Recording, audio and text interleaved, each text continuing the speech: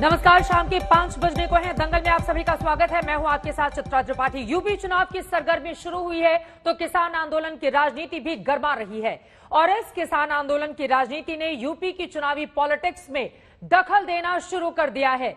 किसान नेता राकेश टिकैत ने यूपी के मुसलमानों पर डोरे डाल रहे एआईएमआईएम चीफ असदुद्दीन ओवैसी पर निशाना साधा है और उन्हें बीजेपी का चचाजान कह दिया है।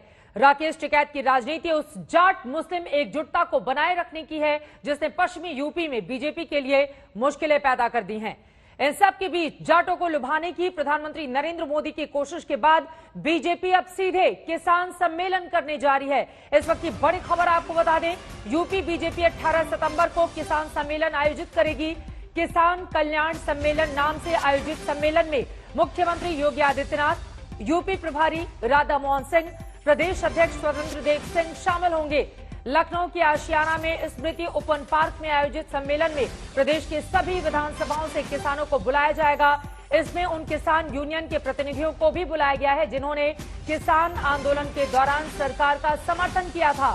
इसमें मुख्यमंत्री योगी किसानों को लेकर कुछ योजनाओं की घोषणा भी कर सकते हैं। किसानों पर बीजेपी के इस दांव के बीच आज हमारा दंगल का सवाल है, क्या ओवैसी की यूपी में एंट्री से किसान आंदोलन की राजनीति पर असर पड़ रहा है? क्या ओवैसी बीजेपी के चचाजान हैं? ऐसे मुद्दे पर चर्चा की शुरुआत हम करेंगे, उसके पहले ये रिपोर्ट देखिए। बीजेपी का चाचाजान आ चुका है उत्तर प्रदेश में। ओवैसी नाम का इनका चाचाजान है, बीजेपी का चाचाजान, और आ चुका है उत्तर प्रदेश में। उसका सहारा लेंगे, उसको फुल आशीर्वाद है। वो गाली देगा, ये कोई मुकदमा दर्ज नहीं करेंगे। किसानों के नाम पर चल रहे आंदोलन में यूपी चुनाव का घमासान छिड़ गया है। ये फिर दोबारा उसी दंगे की उसकी बात करेंगे। इनके हर शब्द में चाल है, इनसे बच के रहना। ये बहरूपिया है, ये कभी तिरछी टोपी उठेंगे, कभी सीधी उठेंगे। ये सब ए और बी टीम है, इनकी चाल समझने की जरूरत है आपको। एआईएमआईएम नेता असदुद्दीन ओवैसी के बहाने भारतीय किसान यूनियन के नेता राकेश टिकैत ने यूपी में अब्बा जान वाली मुख्यमंत्री योगी आदित्यनाथ की पॉलिटिक्स में नया चैप्टर जोड़ दिया है। अंकल तो उसको कह नहीं सकते। अंकल तो एक पढ़ा लिखा जो फैशनेबल आदमी होता है उसको कहते हैं। उनको चाचूजान पसंद है तो बीजेपी का चाचूजान आ गया है। जहां जहां पे भी इलेक्शन होंगे वो उनको वहां पे उनकी मदद करता है।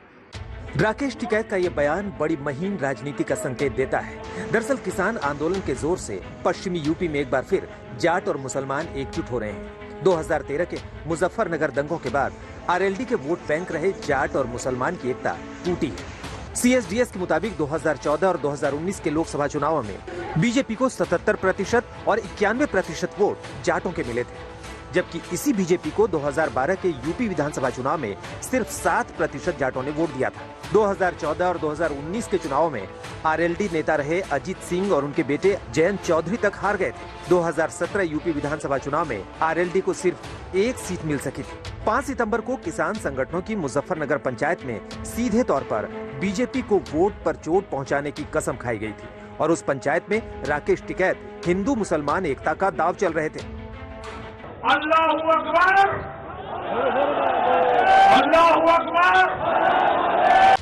यूपी में ओवैसी की एंट्री से मुस्लिम वोट बैंक में बंटवारे की आशंका है। हालांकि ओवैसी की पार्टी से लेकर बीजेपी तक ने राकेश टिकैत को उनकी राजनीति के लिए कटघरे में खड़ा किया है।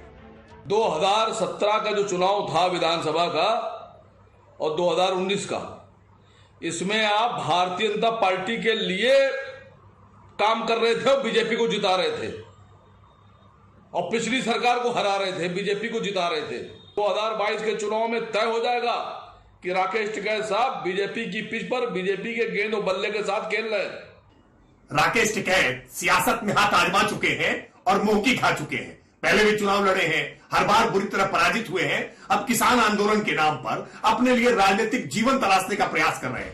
राकेश टिकैत का चचाजान वाला बयान समाजवादी पार्टी के मुखिया अखिलेश यादव पर योगी के अब्बा जान वाले निशाने के बाद आया।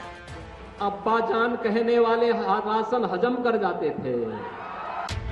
साफ है कि यूपी चुनाव के ट्रेलर में ही हिंदू मुसलमान हो चुका है और अब किसान आंदोलन की राजनीति में भी इसकी एंट्री हो गई है। कुमार कुणाल के साथ आज तक ब्यूरो।